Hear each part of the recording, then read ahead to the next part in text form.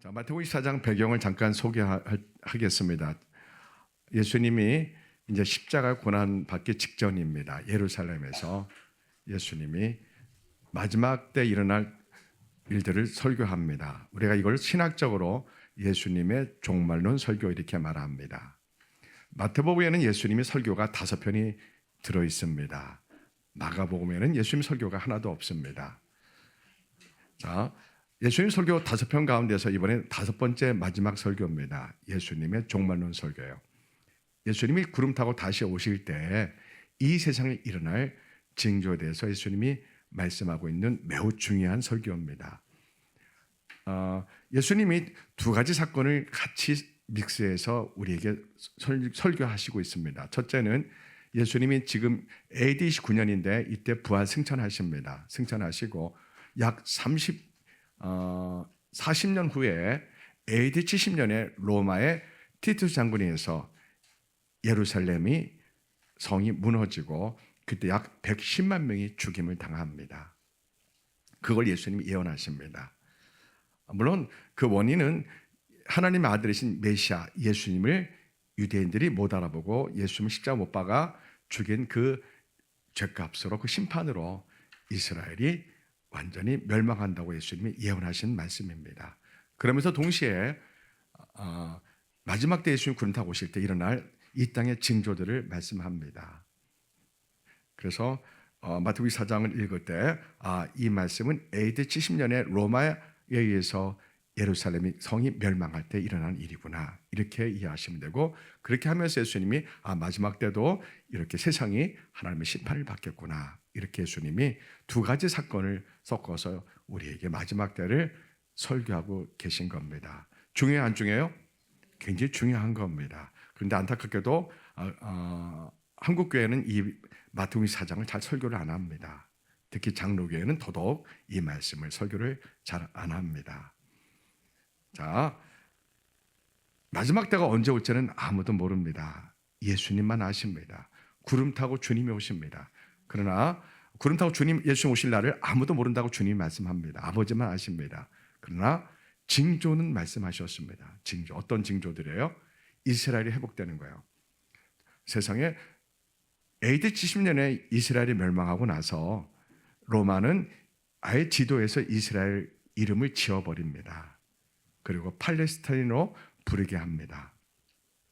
그리고 이스라엘 사람들은 나라를 잃어버리고 예루살렘 성이 무너지자, 통곡의 벽만 남고 예루살렘 성이 다 무너지자 그들은 전 열방으로 흩어져 디아스포라의 삶을 살게 됩니다. 그들은 나라가 곧 회복될 거라고 알았습니다. 그러나 약 1900년 동안 그들은 나라 없이 온 세계를 떠돌아다니며 살아 있었습니다. 예수님이 그걸 지금 말씀하고 있습니다. 세상에 약 2000년 동안 이스라엘 나라가 회복되지 않을 거라고는 아무도 몰랐던 겁니다. 자, 오늘 예수님이 요한계시록에서 이스라엘이 언제 회복된다고요? 마지막 때에 이 세상에 예수님 구름 타고 오시기 전에 일어날 사인이라고 이렇게 말씀합니다. 그리고 또 무슨 징조를 말씀합니까? 예수님의 십자가 부활의 복음이 온 지구상에 다 전파됐을 때 예수님이 오신다고 약속하셨습니다. 지금 예수님의 십자가 부활의 복음이 전 지구상의 모든 나라 모든 열방에 다 전해졌습니다. 안 전해진 것이 단 한 곳도 없습니다. 저 이름 모를 남태평양의 솔로몬 제도까지 예수님 복음, 북한 땅까지 이란까지 이슬람 땅 모든 곳에 예수님 복음이 다 전파됐습니다. 자, 그리고 이스라엘 회복이 국민이 그 땅 그 민족이 돌아왔습니다. 그리고 진짜 이스라엘 회복이 뭡니까? 예수님을 구세주로 메시아로 영접하는 것이 진짜 유대인의 회복인데 그것이 지금 거의 다 끝나가고 있습니다. 러시아 유대인만 지금 마지막 남아 있습니다. 지금 전 세계에서 교회 성장이 제일 빠른 곳이 이스라엘입니다. 이스라엘 교회가 약 300개 이상 되는데 건물 있는 교회는 약 절반 150개 되고 150개는 가정교회입니다. 이스라엘의 교회는 대부분 젊은이들입니다. 유튜브를 통해서 예수님을 영접하게 됩니다. 오늘날 이스라엘 유대인들은 이사야 53장을 못 읽게 합니다. 절대로 못 읽게 합니다. 그런데 어느 날 유튜브로 유대인 젊은이들이 이사야 53장을 읽는 순간 예수님이 메시아구나 이 사실을 알고 그들이 우리 할아버지 랍비 우리 아버지가 가르쳤던 것이 틀리구나 이걸 깨닫고 많은 유대인 청년들이 현재 교회로 많이 오고 있습니다. 거의 다 끝나간다고 봅니다. 자, 그리고 동성애 같은 것이 마지막 사인입니다. 모든 자유민주 국가가 동성애를 다 인정합니다. 우리나라도 동성애 사실으로 이미 대법원에서 인정하고 있습니다. 동성애를 인정하지 않는 나라는 단 한 곳도 없습니다. 자유민주 국가 중에서요. 여러분, 그러면 끝난 겁니다. 이제는 끝난 겁니다. 그래서 지금은 오늘 예수님 말씀을 들으시면 여러분들이 실감이 나실 겁니다. 자, 말씀을 함께 들어보겠습니다. 제24장. 예수께서 성전에서 나와서 가실 때 제자들이 성전 건물들을 가리켜 보이려고 나아오니 대답하여 이르시되 너희가 이 모든 것을 보지 못하느냐? 내가 진실로 너희에게 이르노니 돌 하나도 돌 위에 남지 않고 다 무너뜨려지리라. 예수께서 감람산 위에 앉으셨을 때 성전이 다 무너진다는 겁니다. 이르되 우리에게 이르소서 어느 때에 이런 일이 있겠사오며 또 주의 임하심과 세상 끝에는 무슨 징조가 있사오리까? 너희가 사람의 미혹을 받지 않도록 주의하라. 많은 사람이 내 이름으로 와서 이르되 나는 그리스도라 하여 많은 사람을 미혹하리라. 난리와 난리 소문을 듣겠으나 너희는 삼가 두려워하지 말라. 이런 일이 있어야 하되 아직 끝은 아니니라.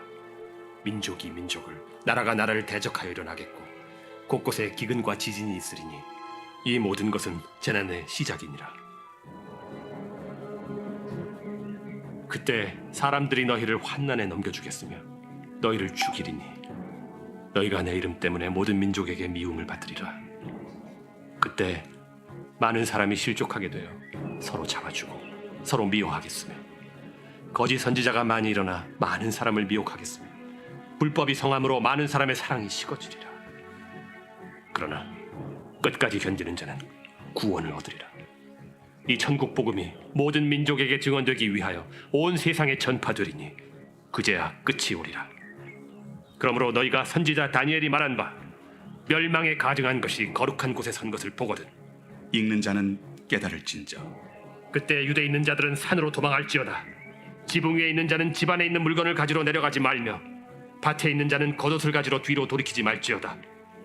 그날에는 아이 뵌 자들과 젖 먹이는 자들에게 화가 있으리로다. 너희가 도망하는 일이 겨울에나 안식일에 되지 않도록 기도하라. 이는 그때 큰 환난이 있겠음이라. 창세로부터 지금까지 이런 환난이 없었고 후에도 없으리라. 그날들을 감하지 아니하면 모든 육체가 구원을 얻지 못할 것이나 그러나 택하신 자들을 위하여 그날들을 감하시리라. 그때 사람이 너희에게 말하되 보라 그리스도가 여기 있다 혹은 저기 있다 하여도 믿지 말라. 거짓 그리스도들과 거짓 선지자들이 일어나 큰 표적과 기사를 보여 할 수만 있으면 택하신 자들도 미혹하리라. 보라 내가 너희에게 미리 말하였노라. 그러면 사람들이 너희에게 말하되 보라 그리스도가 광야에 있다 하여도 나가지 말고 보라 골방에 있다 하여도 믿지 말라. 번개가 동편에서 나서 서편까지 번쩍임같이 인자의 맘도 그러하리라. 주검이 있는 곳에는 독수리들이 모일 것이니라. 그날 환난 후에 즉시 해가 어두워지며 달이 빛을 내지 아니하며 별들이 하늘에서 떨어지며 하늘의 권능들이 흔들리리라. 그때 인자의 징조가 하늘에서 보이겠고 그때 땅의 모든 족속들이 통곡하며 그들이 인자가 구름을 타고 능력과 큰 영광으로 오는 것을 보리라. 그가 큰 나팔 소리와 함께 천사들을 보내리니 그들이 그의 택하신 자들을 하늘 이 끝에서 저 끝까지 사방에서 모으리라. 아멘.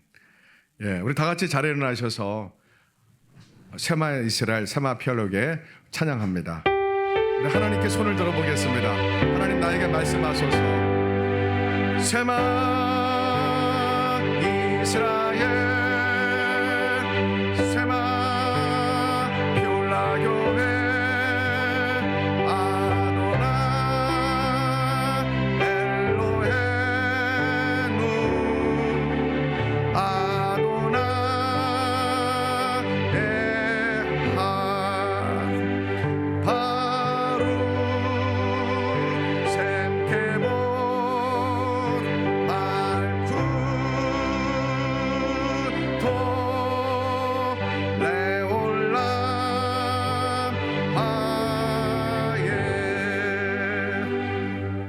자리에 앉으시기 바랍니다. 기도합니다. 하나님 아버지, 오늘 말씀을 우리에게 열어주소서.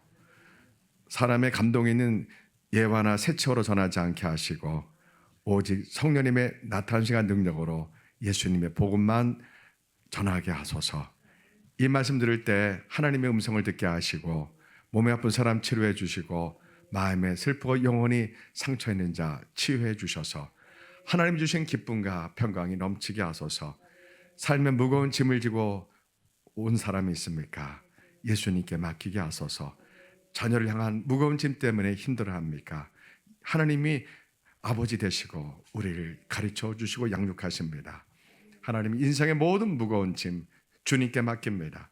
재정의 무거운 짐을 주님께 맡깁니다. 예수님, 우리와 함께 하소서. 은혜해 주소서. 예수님 이름으로 기도합니다. 아멘.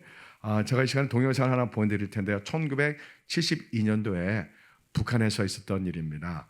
6.25 전쟁이 끝나고 1953년 6.25 전쟁이 끝나고 약 19년 정도를 한 가정이 북한 사회와 단절된 상태에서 산에서 동굴을 파놓고 아이들에게 성경만 가르치고 예수님만 믿게 합니다. 이것이 이제 평양과 개성 간의 고속도로 공사를 하다가 이것이 이제 들통이 납니다. 들통나서 이들이 예수님 믿는 크리스찬 사실을 알고 이들 모두가 순교되는 실제 있었던 이야기입니다. 여러분 참 중요합니다. 아이들이 부모님부터 물려받은 믿음이 얼마나 대단한지 한번 보시기 바랍니다.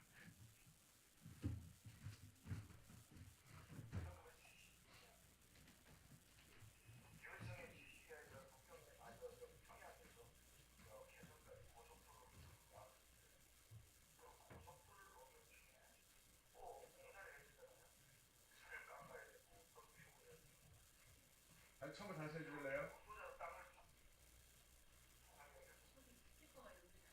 저쪽 오른쪽 볼륨 올려야 되는데.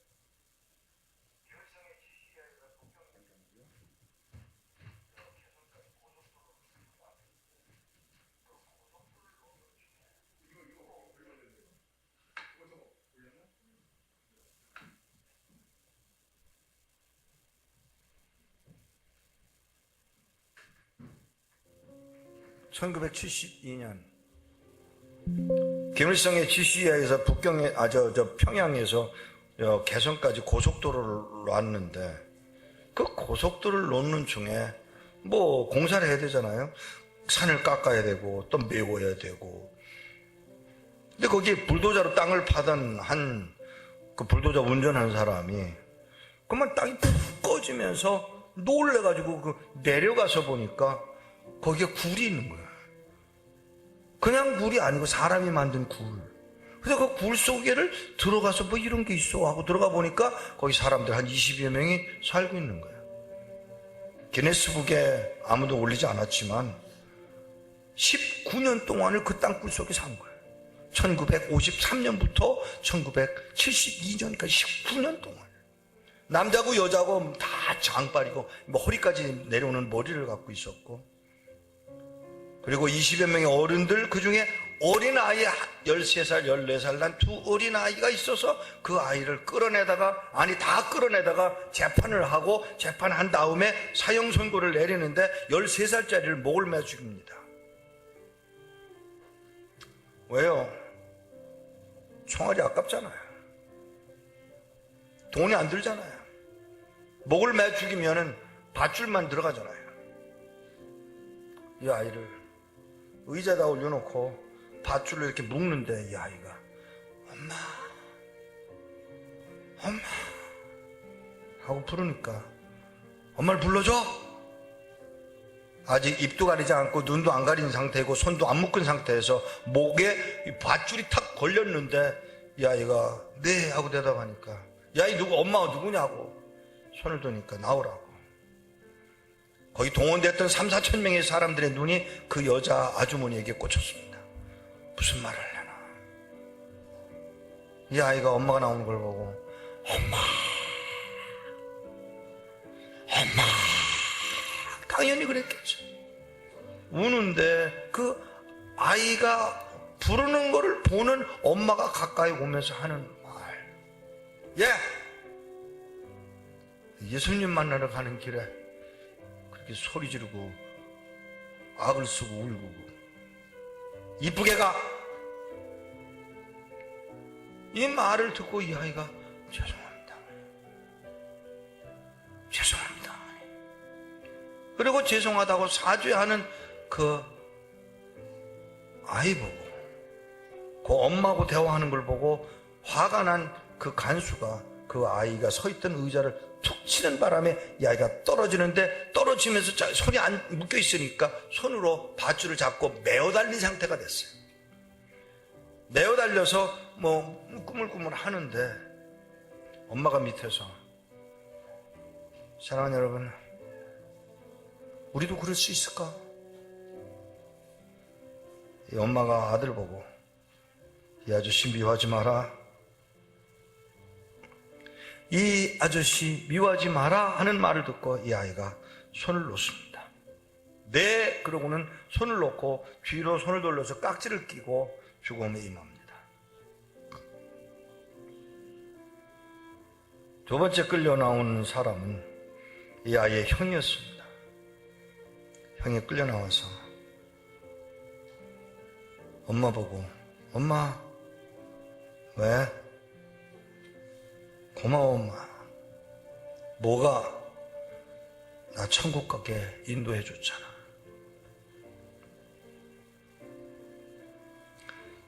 그래, 엄마가 하는 말. 자기 지금 둘째 아들이 저기 매달려 죽어 있습니다. 눈깔이 나오고 혓바닥이 나오고 축 늘어져서 죽어 있는 그 아이 옆에 서 있는 엄마가 큰아들 보고 하는 말이, 야, 조금 후에 보자. 네, 어머니. 이 아이는 자기 목을 맬 아저씨더러, 아저씨가 우리 동생도 죽였고 나도 죽일 거고 우리 엄마도 죽일 건데 그래도 아저씨를 사랑하는 분이 계세요. 뭐 어쩌고니 아저씨가 하는 말, 뭐? 누가? 예수님이요. 세 번째 끌려 나온 사람은 김태용 목사님이었습니다. 발가벗겨졌습니다. 땅바닥에 누웠습니다. 손을 피라고 그랬습니다. 아스팔트 깔 때 사용하는 커다란 박피로 그 목사님의 발끝부터 시작해서 으깨 죽이는데 목사님 입에서 나온 찬송가, 내 구주 예수를 더욱 사랑.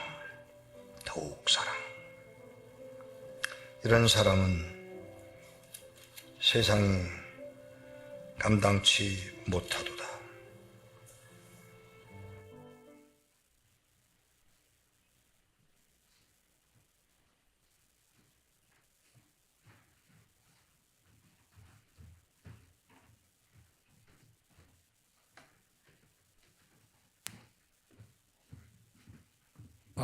우리 북한에 있는 동포들이 겪었던 이야기입니다. 북한이 공산화되면서 우리 동포들이 약 2만 명이 순교를 이렇게 당했습니다. 여러분, 공산주의는 유물론 사상입니다. 영적인 세계를 믿지 않습니다. 천국과 영원한 생명, 영생을 믿지 않습니다. 그래서 그들은 교회가 그들에게는 가장 증오의 대상이 됩니다. 자, 우리는 이 세상을 눈에 보이는 유물론적인 세계와 눈에 보이지 않는 영적인 세계, 우리는 두 가지 세상을 인정하는 사람들입니다. 우리는 이곳이 끝이 아닙니다. 우리는 죽으면 바로 우리 영혼이 천국으로 갑니다. 여러분, 이곳을 의심하고 싶은데 의심할 수 없는 불같은 마음이, 불같은 믿음이 우리 마음에 있어야 됩니다. 그냥 교회에서 예수님 믿으면 영원의 생명 얻습니다. 계속 교리 교육을 마치 쇠뇌 교육 시키듯 그렇게 해서 믿지 마시고요.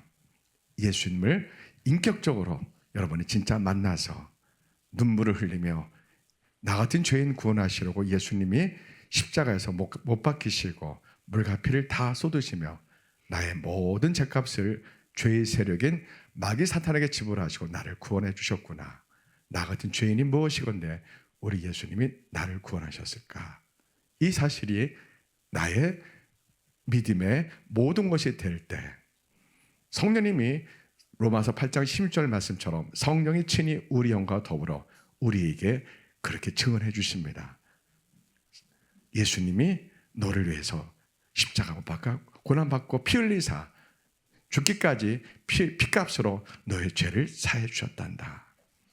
그래서 너는 마귀의 자녀에서 영원한 사망으로 가는 마귀의 자녀에서 천국으로 가는 영원한 생명을 얻은 하나님의 자녀가 되었단다라고 성령님이 내 마음에 불처럼 뜨겁게 우리에게 말씀해 주신 것을 반드시 경험하셔야 됩니다.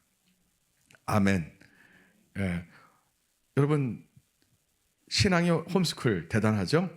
예. 공산주의 사회에서 북한에 예수님 믿는 사람 약 2만 명 이상을 다 붙잡아 죽였는데 이들은 1953년 6.25 끝난 이후로 미처 남한에 피난하지 못하고 그들이 개성과 평양 그 사이에 고속도로는 그 사이에 어느 산에서 19년 동안 이 가족이 공동체 생활하며 매일 예배드리고 성경을 가르치면서 예수님을 잘 가르치고 그러고 정말 어떻게 저렇게 자녀들에게 저런 진짜 믿음을 물려줄 수 있었을까? 참 부럽습니다. 네. 어떻게 하면 저렇게 좋은 믿음을 자녀가 본받을 수 있을까? 무슨 믿음입니까? 죽음도 두렵지 않는 믿음. 그리고 자기를 죽이는 사람을 축복한다고, 용서한다고, 사랑한다고 그렇게 말할 수 있는 믿음. 이것이 진짜 믿음입니다. 예수님 믿는 게 바로 이것입니다. 그래서 우리가 예수님을 만나야지 됩니다.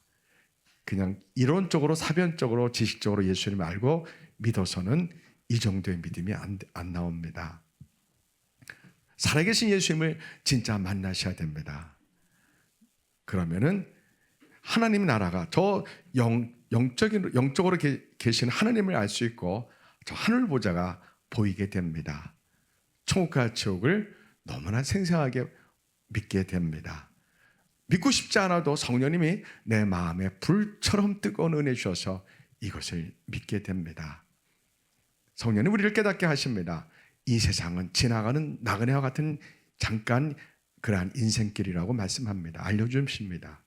우리가 갈 곳은 어디입니까? 우리의 본향은 천국입니다. 저 하늘나라, 저 하늘보좌가 우리가 갈 곳입니다. 우리는 이중 국적자들입니다. 육적으로는 대한민국 국적이지만 영적으로는 천국에 속한 하나님 나라 국적을 동시에 갖고 있는 겁니다. 아멘. 나는 대한민국 국민이지만 동시에 천국에 속한 하나님 나라의 국적이 동시에 있다는 이 사실이 나의 정체성으로 나의 것으로 되어서 여러분들이 행복하셔야 됩니다.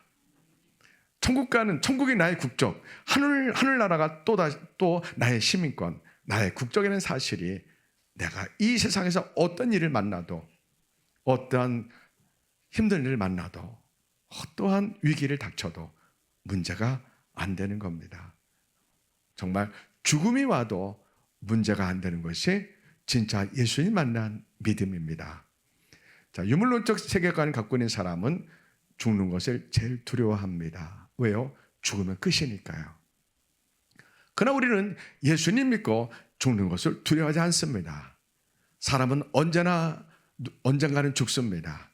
길어야 80, 90, 100세고 다 죽습니다. 우리는 죽는 순간 주님과 나의 관계가 정말 아름다운 관계가 되어야 됩니다. 하나님이 원하시는 좋은 믿음의 관계가 유지되어야 됩니다. 아멘. 오늘 예수님이 마지막 설교를 하십니다. 종말론 설교를 합니다. 마지막 때 예수님은 이 종말론 설교에서 어떤 문장이 제일 많이 나옵니까? 누구를 조심하라? 사람을 조심하라. 거짓 선지자를 조심하라. 거짓 선지자를 조심하라고 합니다. 자, 여러분 거짓 선지자가 어떤 사람이 거짓 선지자입니까? 문선명, 이만희 이런 사람들 거짓 선지자죠. 예. 그러나 그런 사람만 거짓 선지자가 아닙니다. 어떤 사람들 거짓 선지자일까요? 교회 가운데서 회개를 외치지 않는 목사님들은 무조건 거짓 목사입니다.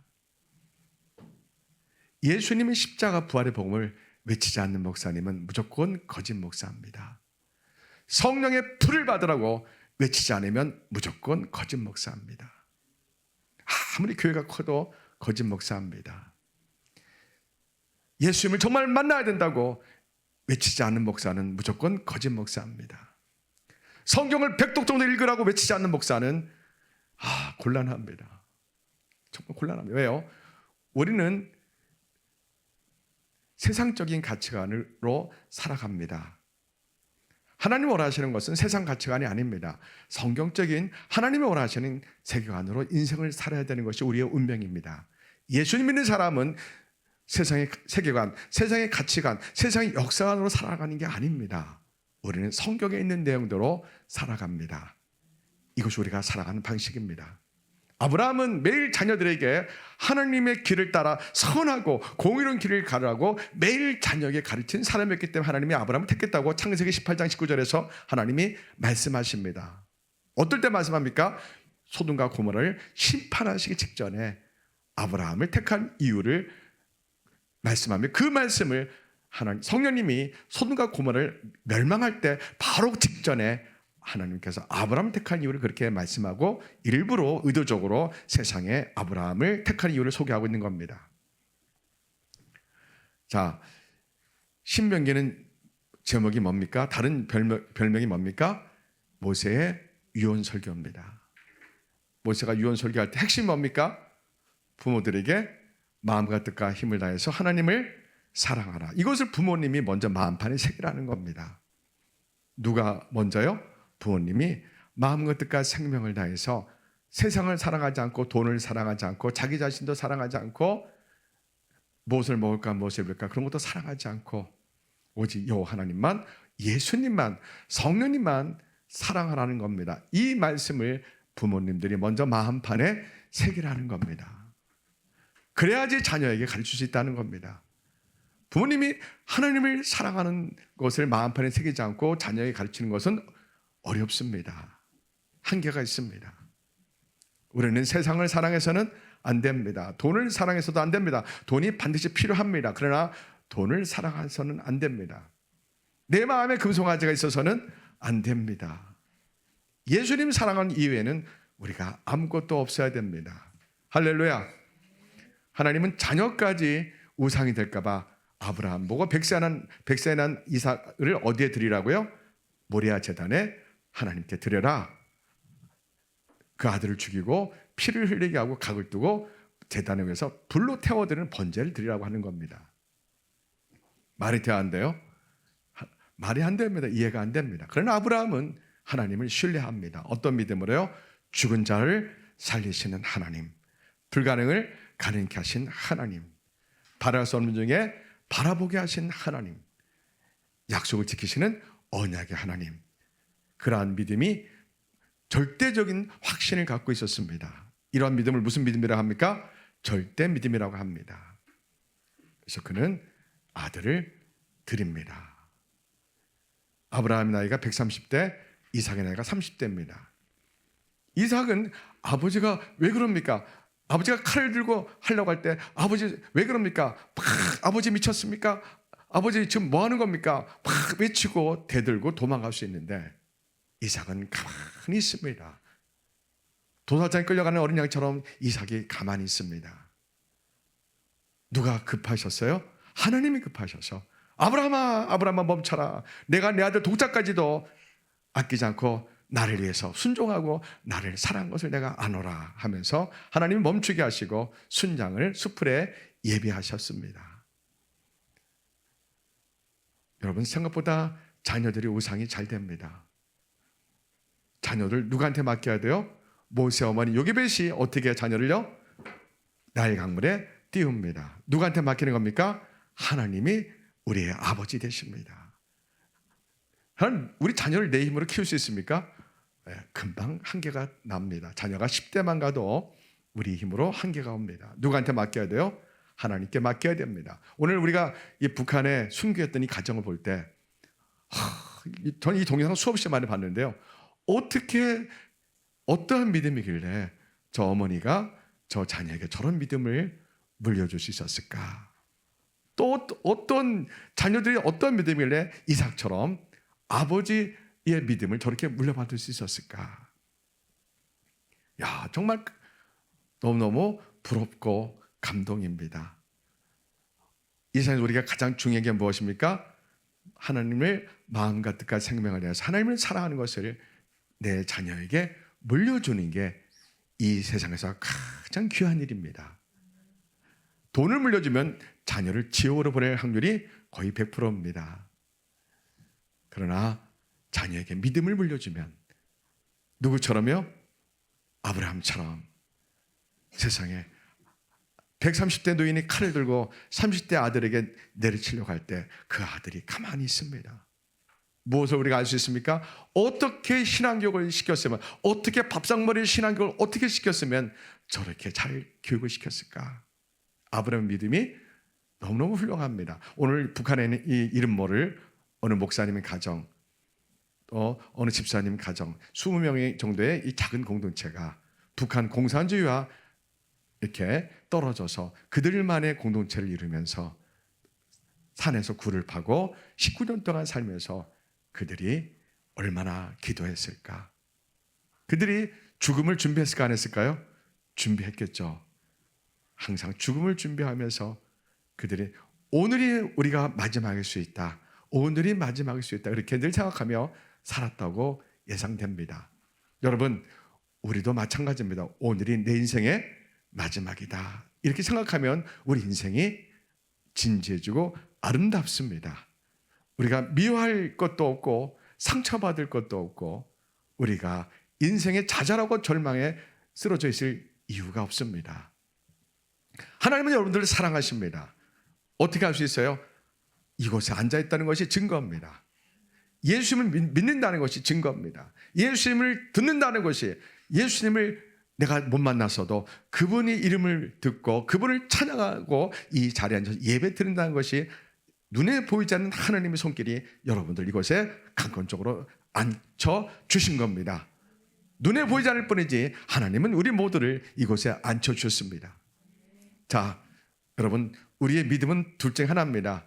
진짜 예수님 만나서 죽음도 두렵지 않는 믿음으로 이 세상을 사랑으로 원수를 정복하는 그러한 믿음으로 살든지, 아니면 여전히 세상과 예수님 사이에 머뭇머뭇하면서 예수를 믿든지, 우리는 둘 중에 하나입니다.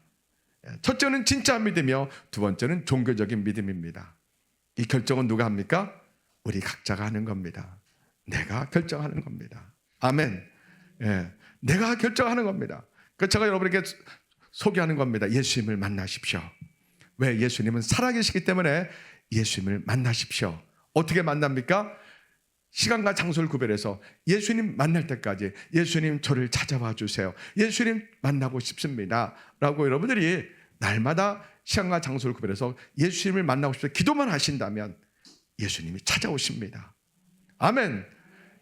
예수님 만나고 싶습니까? 어릴 때 만나는 게 좋습니다. 예서 나이 때, 윤희 나이 때 만나는 게 제일 좋습니다. 예주님 나이 때, 수아 나이 때, 이럴 때 예수님 만나면은 이들이 목숨도 두렵지 않은 진짜 믿음이 됩니다. 주님 오실 때까지 오늘 예수님이 뭐라고 하셨어요? 세상이 예수님을 믿는다는 그 이유 때문에 우리를 박해하고 때리고 옥에 가두고 죽인다는 겁니다. 그리고 너무나 많은 가짜 거짓 선지자, 거짓 목사들이 우리의 신앙을 잘못된 방향으로 왜곡시킨다는 겁니다. 우리도 모르게요. 문선명 같은 교주들은 우리가 이단인 거 금방 압니다. 신천지 같은 이만희 교주는 우리가 금방 압니다. 그러나 소위 복음적인 교회라는 교회에 있어서 회개를 외치지 않고 예수님의 십자가 부활의 복음을 외치지 않고 성도들을 예수님 만나게 하지 못하고 성령 불을 받으라고 외치지 않고 때가 급하다고 영적인 긴박성, 긴장감을 주지 않고 그냥 세상에서 먹고 마시고 편하게 그냥 치유만 받고 그냥 재미있게만 교회 다니게 하면은 그러면 큰일 납니다. 자, 예수님은 우리 보고 말씀하셨습니다. 너희가 사람의 미혹을 받지 않도록 깨어있으라고 주의하라고 말씀합니다. 너무나 많은 거짓 선자가 일어나서 예수님 믿는 사람을 미혹시킨다고 했습니다.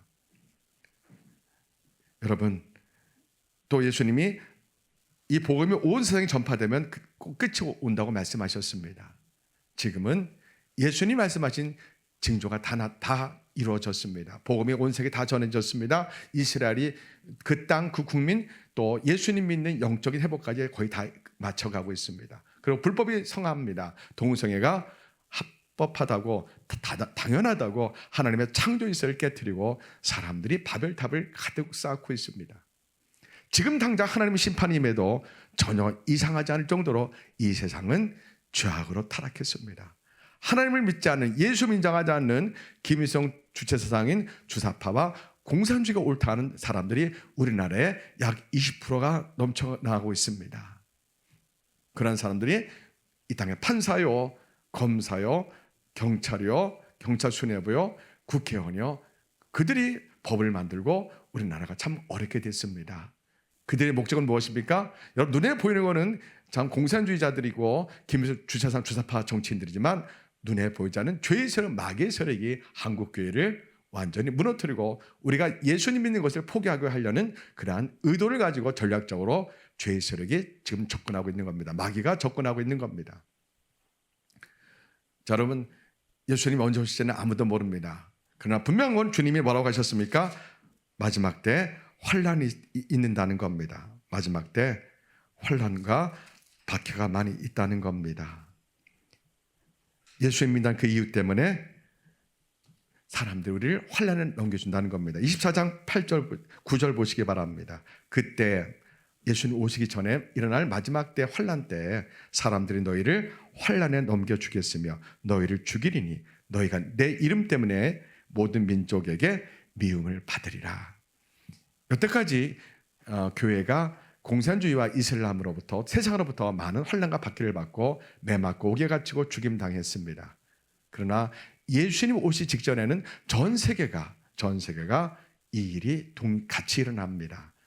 아프리카에서, 유럽에서, 미국에서, 동남아시아에서, 극동아시아에서 모든 세계가 예수님 믿는 사람들을 옥에 가두고 때리고 박해하는 그러한 날이 올 겁니다. 그렇게 멀리 있지 않다고 예상됩니다. 왜요? 징조가 다 나타났기 때문에요. 자, 이런 시대에 우리는 살고 있는 겁니다. 저는 목사로서 여러분들이 영적인 시간표가 어디에 있는지를 알려줄 책임과 의무가 있습니다. 지금은 12시가 예수님 오신다면은 제가 볼 때는 11시 59분입니다. 네. 옛날에 제가 청년 때는 예수님 오시기 전 1시간 전이다 이렇게 설교를 많이 하셨는데 지금은 예수님이 오시기 전 1분 전입니다. 언젠지 모를 뿐이지 곧 때가 임박했습니다. 자, 문제는 우리의 믿음이 죽음을 두려워하는 믿음이냐, 죽음도 두렵지 않은 믿음이냐, 이것이 중요합니다.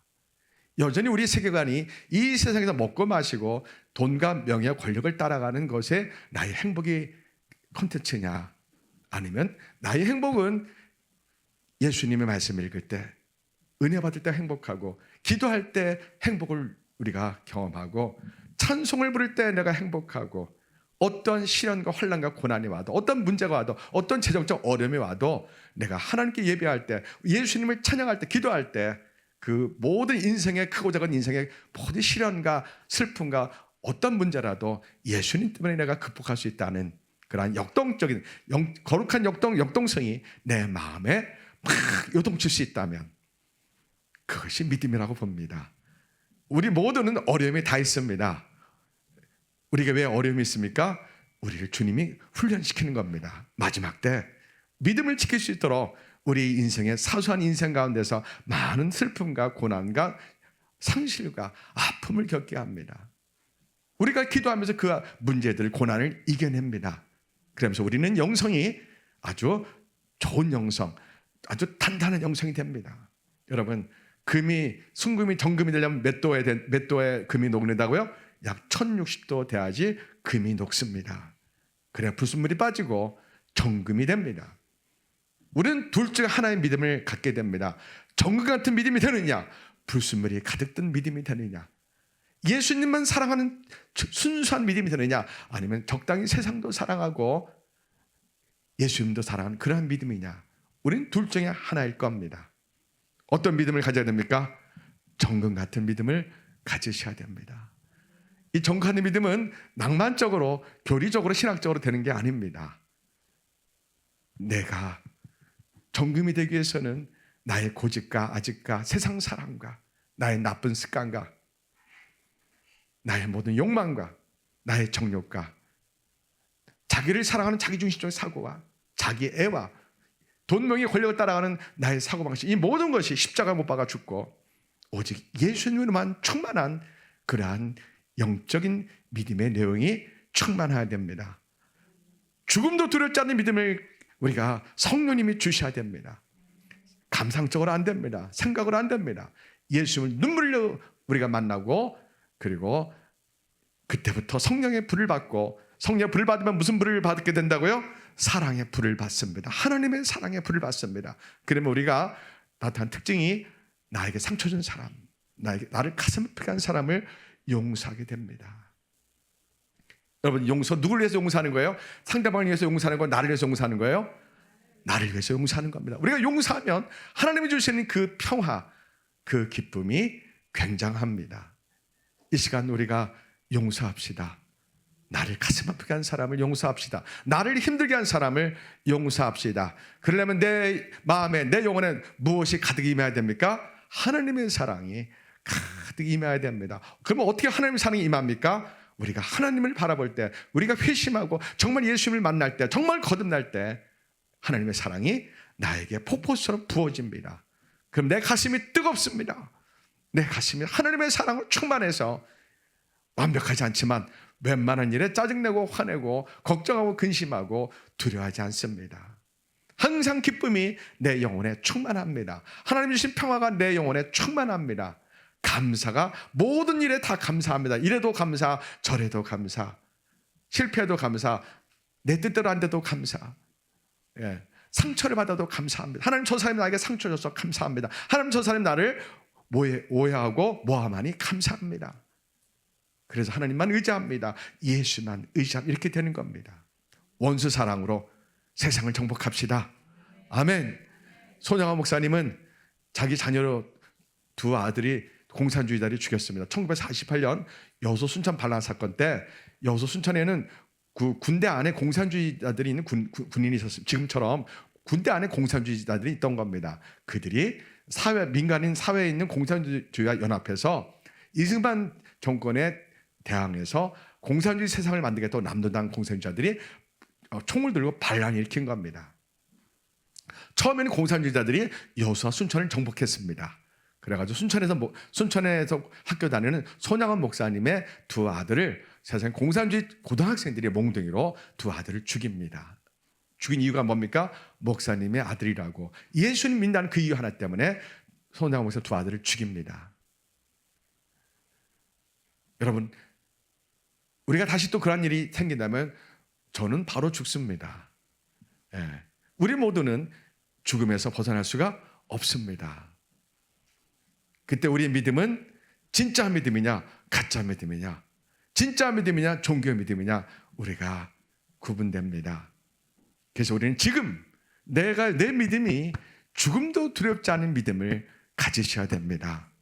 진짜 믿음을 가지셔야 됩니다. 성령님이 주시는 불을 받는 믿음을 가지셔야 됩니다. 그러면 어떤 일이 일어날까요? 원수를 사랑하게 됩니다. 세상에 주는 여러 가지 스트레스가 능히 이겨낼 수 있습니다. 세상에 지친 우리의 피곤함이 물러갑니다. 나의 연약함이 물러갑니다. 강력한 사람이 됩니다. 내 영혼이 강력하면 내 육체도 강력해집니다. 신기합니다. 운동도 해야 됩니다. 영적으로 운동은 기도고 말씀 있는 거고, 우리 체력도 하나님 주셨는데 관리 안 하고 기도만 해서는 안 됩니다. 좋은 음식도 먹어야 되고 운동해야 되는데, 근데 기도하지 않고 내 영혼이 영적으로 강건하지 않고 내 영혼이 고통스럽고 내 영혼이 스트레스에, 내 영혼이 사망의 올무에 갇혀있고 세상의 무거운 짐에 갇혀있다면 아무리 좋은 음식 먹고 아무리 운동해도 소용없는 겁니다. 우리 원리가 뭐예요? 사랑하는 자여 내 영혼이 잘된 같이 내가 범사에 잘되고 강건하기를 내가 강구하노라, 이 말씀입니다. 내 영혼이 먼저 예수님 만나서 강건해야 됩니다. 성령 충만해야 됩니다. 누가 나를 모함하고 누가 나를 상처를 줘도 그냥 감사합니다. 항상 기쁘고 내 마음에 평강이 넘쳐나야 됩니다. 성령님이 오실 때만 가능한 일입니다. 우리가 성경을 아무리 많이 읽어도 많이 알아도 신학을 아무리 공부 많이 해도 예수를 만나서 성령의 불을 받지 않으면 여전히 종교인에 머뭅니다. 우리가 성령의 불을 받읍시다. 그래서 정말 하나님 음성을 듣고 환상도 보고 꿈에서 예수님도 만나고 하나님 음성이 들리고 그리고 내 마음에 성령이 주신 능력으로 충만해야 한다. 손양 목사님은 늘 기도하는 분이었습니다.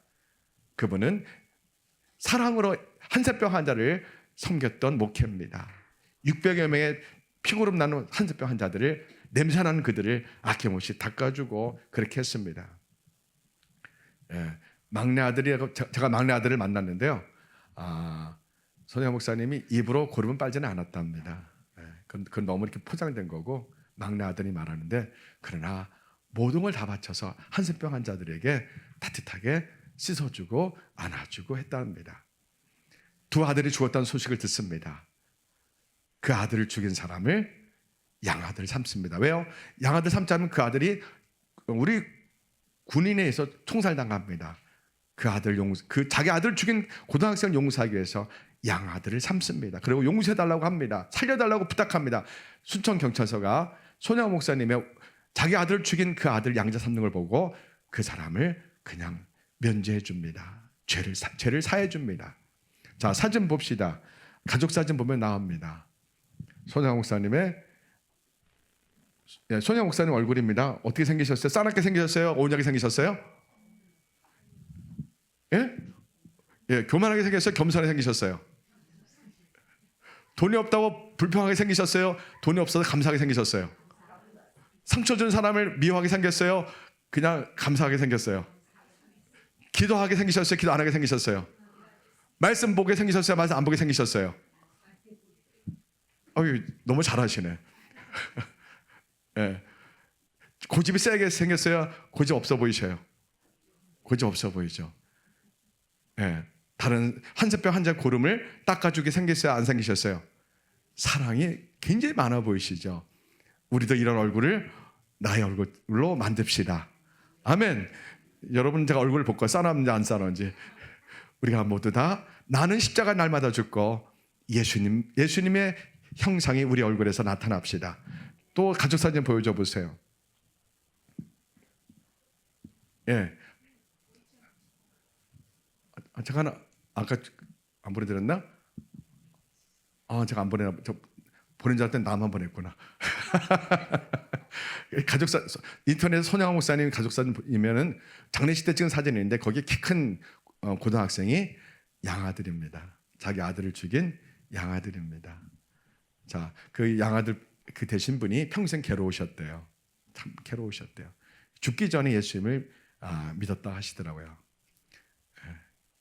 자, 우리가 오늘 말씀을 마치면서 예수님 믿는 사람은 원수를 사랑해야 됩니다. 여러분, 원수는 가까이에 있습니다. 대부분 가족 안이 원수입니다. 형제들이 원수고 우리는 바보처럼 살아갑시다. 거룩한 바보가 됩시다. 원수를 용서하고 사랑합시다. 원수 사랑으로 가정을 정복하고 원수 사랑으로 직장을 정복하고 원수 사랑으로 세상을 정복합시다. 아멘. 예. 공산주의자들도 우리가 사랑합시다. 아멘.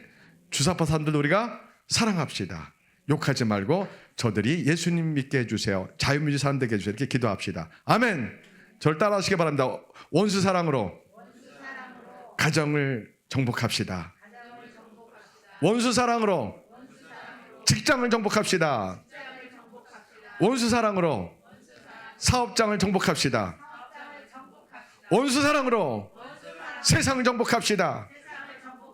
원수 사랑으로 주사파 정치인들을 친중국 정치인들을 정복합시다. 그러한 대한민국이 되고 그러한 피올라 교회가 됩시다. 아멘. 기도하겠습니다. 하나님 아버지, 우리가 원수 사랑으로 마지막 때를 준비하고 싶습니다. 죽음도 두렵지 않은 믿음을 우리가 갖고 싶습니다. 그러기 위해서 우리가 예수님을 진짜 만나고 성령의 불을 받아 하나님의 사랑의 불을 받아 나를 때리고 오게 가지고 죽이는 원수를 사랑한 바울처럼 스데반처럼 손양한 목사님처럼 그렇게 원수를 사랑하는 믿음을 주십시오. 원수 사랑으로 모든 사람을 사랑하기 원합니다. 섬기기 원합니다. 성령님 우리에게 불을 주셔서 하나님의 사랑으로 충만케 하시고 그 하나님의 사랑으로 나를 가장 상처 준 사람, 나를 가장 아프게 한 사람을 내가 먼저 사랑하고 섬길 수 있도록 그러한 믿음을 주옵소서. 우리 별로교회가 원수 사랑으로 세상에서 빛과 소금이 되게 하소서. 하나님 한국교회가 원수 사랑을 통해서 세상을 정복하게 하소서. 예수님의 이름으로 기도합니다.